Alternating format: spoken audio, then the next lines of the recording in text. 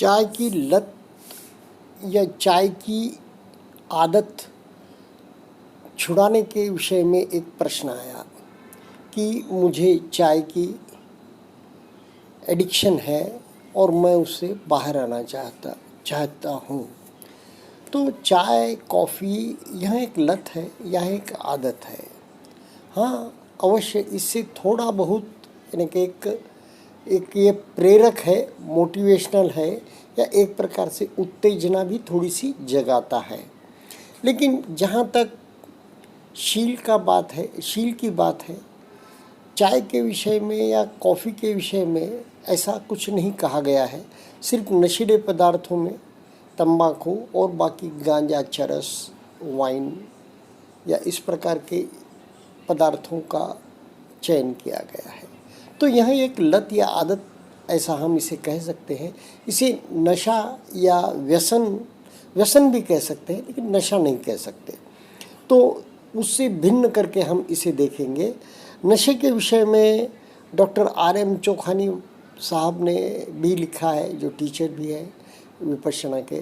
तो एक विपश्यना नशा मुक्ति भी दिलाती है, और जो आदत है, जो हमारी एक लत है, एक विशिष्ट समय पर विशिष्ट पदार्थों का सेवन करने की हमारी जो एक दिनचर्या बन गई है, उससे भी अगर कोई छूटना चाहे तो निश्चित ही विपश्यना उसमें बहुत कारीगर तरीके से मदद करता है। तो इसमें मुझे पूछा गया है कि प्रैक्टिकल वे क्या है। प्रैक्टिकल वे तो गुरुदेव ने भगवान बुद्ध के समय से चली आ रही जो पद्धति है कि दुख से दूर जाना है, दुख को दूर करना है, दुख से मुक्ति पानी है, तो वेदनाओं पर जाना होगा और उसे तटस्थता से देखना होगा। गुरुदेव भी जब भी किसी लत, व्यसन या कोई विकार हावी हो जाता है, तो गुरुदेव क्या कहते हैं कि आप साक्षी होकर उस समय शरीर में जो अंग सबसे ज़्यादा हलन चलन में होगा या सबसे ज़्यादा क्रियान्वित हो गया ऐसा लगता होगा, उसे साक्षी भाव, तटस्थ भाव से, दृष्टा भाव से स्थित प्रज्ञ होकर उसे जाने, उसकी क्रियाएं जाने और थोड़ा सा विलंब करें, थोड़ा सा वेट करें, जहाँ तक वेट कर सकते हैं करें। और फिर कभी हो भी गए आप विकार वश या आदत की वश, लत की वश, तो भी कोई बुरी बात नहीं है, और दूसरी बार ज़्यादा समय तक ट्राई करें। इस प्रकार विपश्यना विद्या मानव के जो मन है, जो निद्रिस्त मन है, जो अवचेतन मन है, जो एक प्रकार से अचेतन मन है, जो सबसे ज़्यादा प्रभावशाली है, उस मन की आदत तोड़ने का काम विपश्यना विद्या करती है।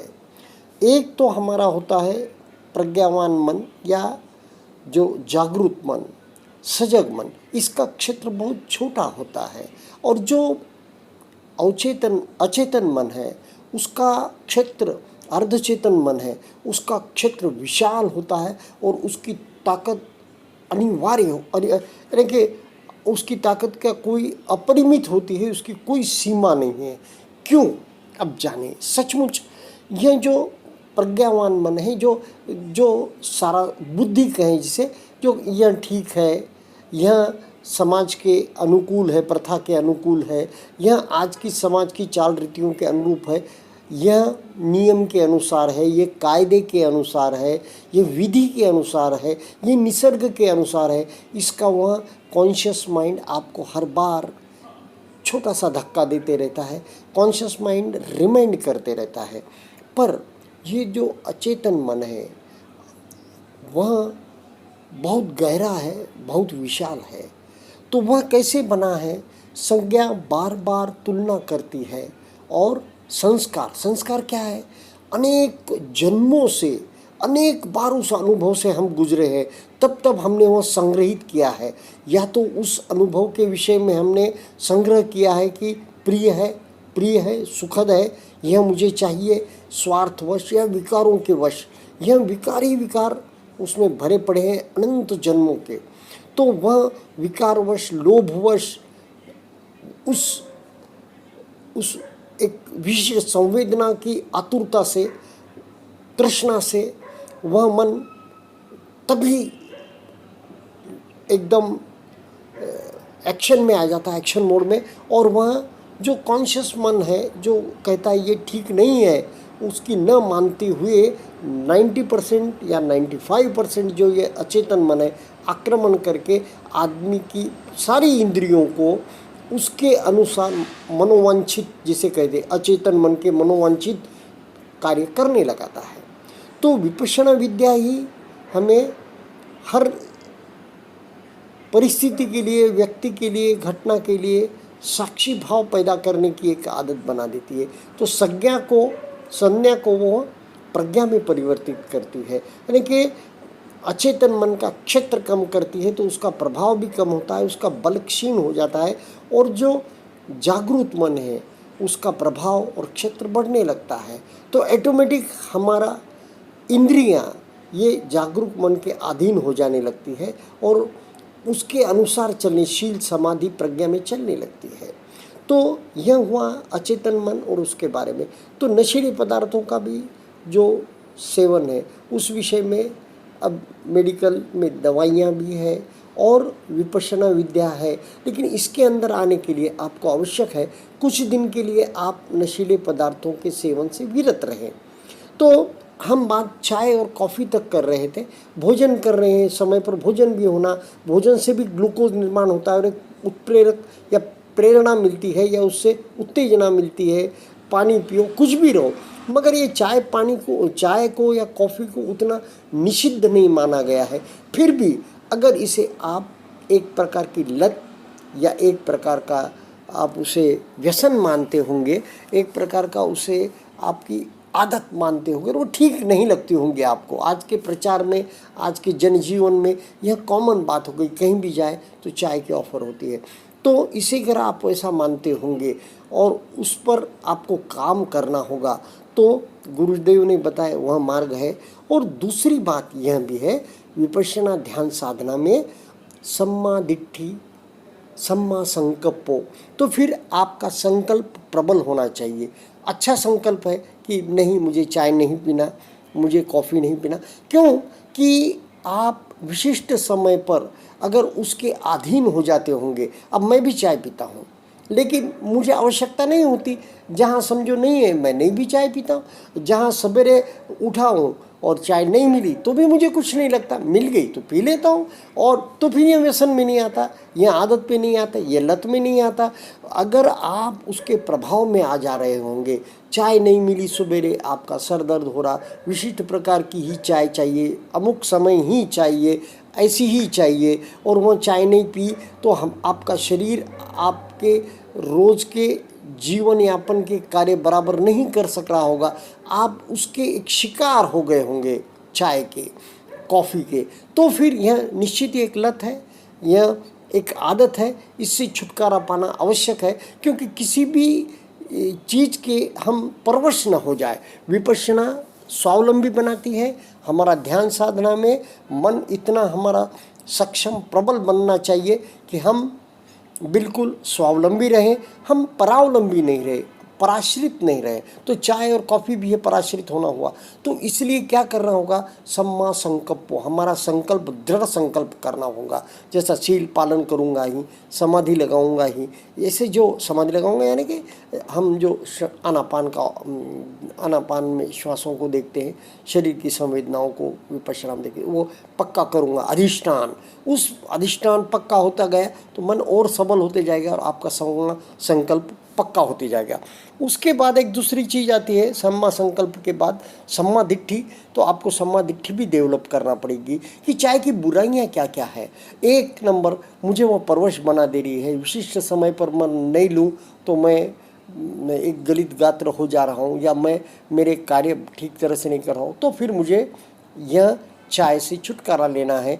ये सम्मादिट्ठी क्या थी कि दुखों के विषय में थी, 4 आर्य सत्य दुखों के। लेकिन आज सम्मादिट्ठी के लिए हम क्या कह रहे हैं कि सच्ची बात के लिए सम्मादिट्ठी है कि नहीं नहीं, इसके इतने दोष है, इससे मुझे एसिडिटी हो रही है, शरीर के भी दुष्प्रभाव, एसिडिटी हो रही है, इससे मेरा खर्च बढ़ रहा है, इससे मेरी नींद नहीं आती मुझे, इससे मेरा पाचन खराब हो रहा है, चाय से मुझे यानी कि एक प्रकार का ये कहूँ मैं गैस हो रहा है। इस प्रकार अपचन, गैस, एसिडिटी, जो भी दुष्प्रभाव चाय के हैं जहाँ भी मिलते हैं उसको आपको संग्रहित करके जब भी चाय की इच्छा हो तब सामने लाना होगा। ये होगी सम्मादिट्ठी। सम्मा संकल्पो, मैंने संकल्प किया है कि मैं अभी 1 घंटा और तो नहीं पीऊँगा चाय, 2 घंटे और तो नहीं पीऊँगा, इस प्रकार, या 1 दिन में चाय नहीं पीऊँगा, 2 दिन में, इस प्रकार आपको आगे बढ़ना पड़ेगा।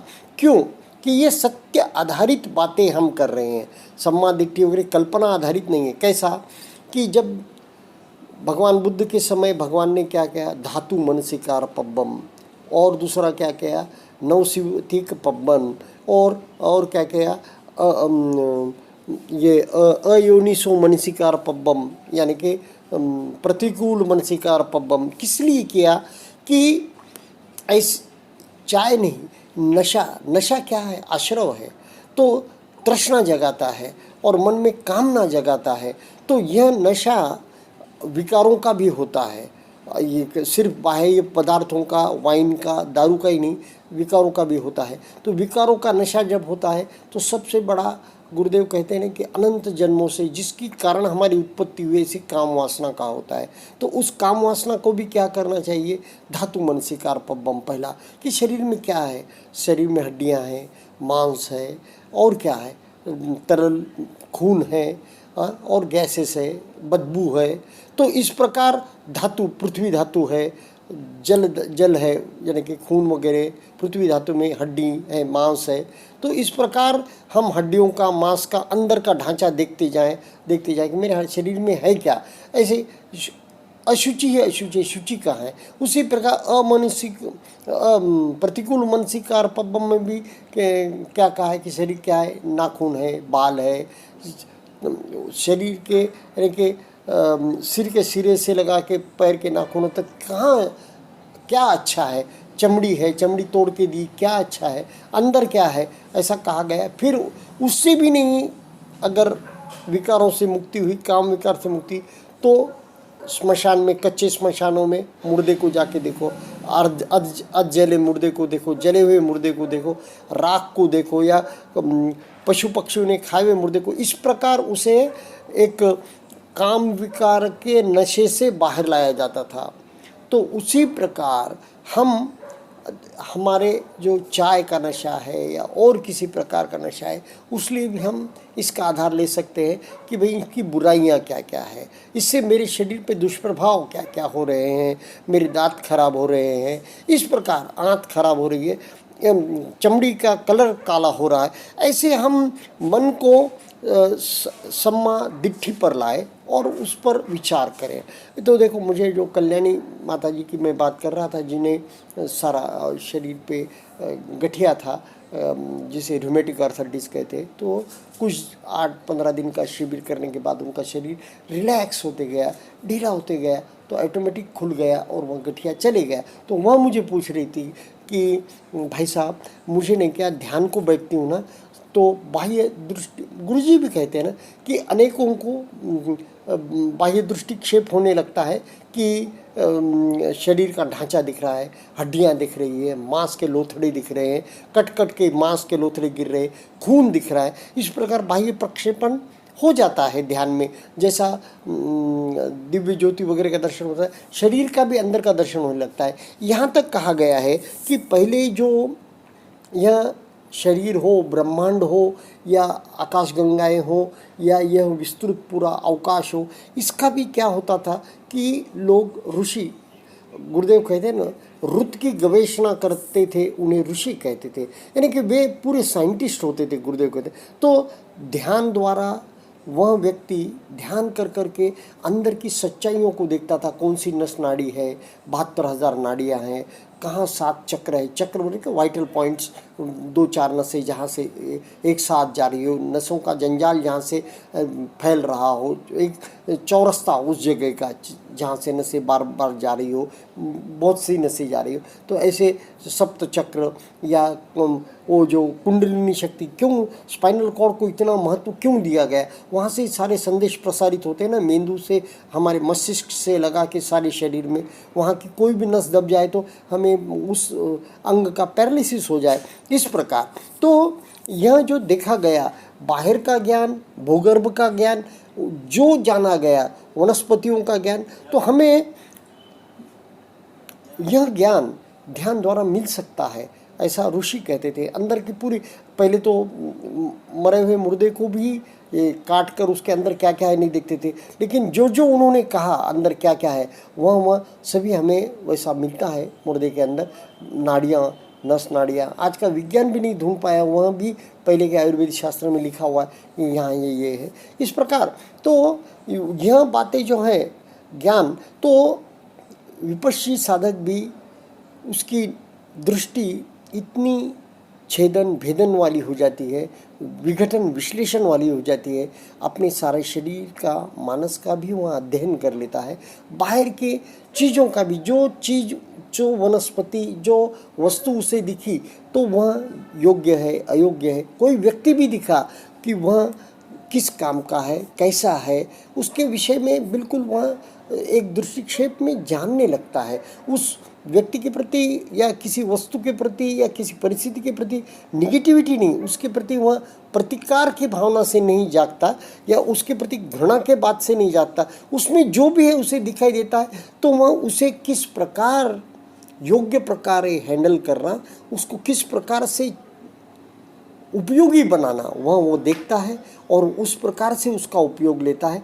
तो चाय के विषय में अपनी बात चली थी, तो चाय के भी गुण धर्म विशेष जानता है, विशेष दृष्टि होती है विपश्यना वाले की, तो उस दृष्टि से वह उस वस्तु को देखेगा और उसका वैसा वैसा उपयोग लेगा। तो चाय के विषय में भी मैंने कहा आपको सम्मा दिट्ठी, सम्मा संकल्प, और फिर जो गुरुदेव के आदेश हैं भगवान बुद्ध के समय से चले आ रहे कि आपकी संवेदनाओं को देखो, थोड़ा रुको, ठहर जाओ, कुछ देर ठहर जाओ, कुछ दिन ठहर जाओ, इस प्रकार धीरे धीरे आप उससे बाहर आ जाएंगे, उस लत से, उस जो भी आपकी जो एक एडिक्शन है उससे बाहर आ जाएंगे। आज सबसे बड़ा एडिक्शन ये जो सोशल मीडिया का या स्क्रीन एडिक्शन है, इससे भी विपश्यना कितने इजीली बाहर निकालती है। नहीं तो दिन भर हम कितनी बार, हज़ारों बार मोबाइल देखते हैं, क्या हुआ, क्या आया, क्या नहीं, टीवी देखते हैं, चैनल बदलते हैं, मोबाइल में यूट्यूब देख, न्यूज़ देख, कुछ और देखते हैं। तो यहाँ भी कैसे 10 दिन के शिविर में ऑटोमेटिक छूट जाता है, कितनी कमाल की बात है। हमारा बायोलॉजिकल क्लॉक कितना डिस्टर्ब है, फिर भी हम जब शिविर में जाते हैं हमारा बायोलॉजिकल क्लॉक व्यवस्थित सेट हो जाता है। हम समय पर भोजन करते हैं, शाकाहारी, शुद्ध और अच्छा सात्विक भोजन करते हैं। इस प्रकार तो शरीर को जिस रूप में ढालना चाहे विपश्ची साधक ढाल सकता है। विशेषेण पश्यति, विशेष रूप से देखना हर चीज़ को विपश्ची साधक का काम है। छेदन भेदन करके देखना विपश्ची साधक ही की विपश्यना है।